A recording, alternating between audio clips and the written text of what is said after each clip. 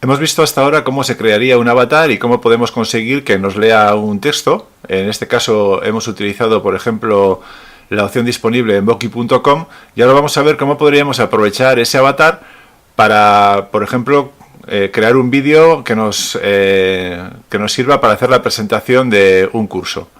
Para ello, vamos a ver, por ejemplo, este ejemplo que tengo aquí creado. Lo que tendríamos que hacer sería darle la opción compartir, share. Se nos cargaría y tendríamos ahí el Boki con un tamaño que no es demasiado grande. Entonces lo que podríamos hacer sería pulsar las teclas control más 2 o 3 veces. La voy a pulsar una vez, 2 veces, 3 veces, por ejemplo, para conseguir una pantalla, un tamaño del avatar más grande.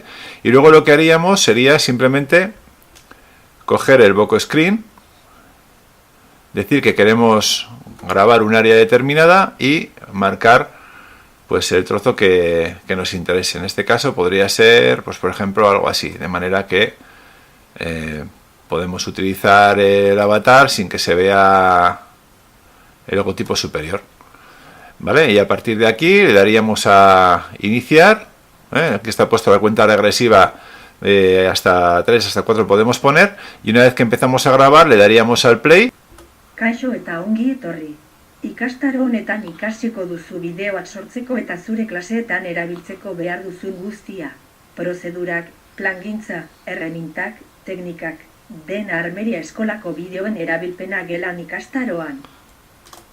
Y después ya cortaríamos el movimiento que hemos hecho hasta el botón de play.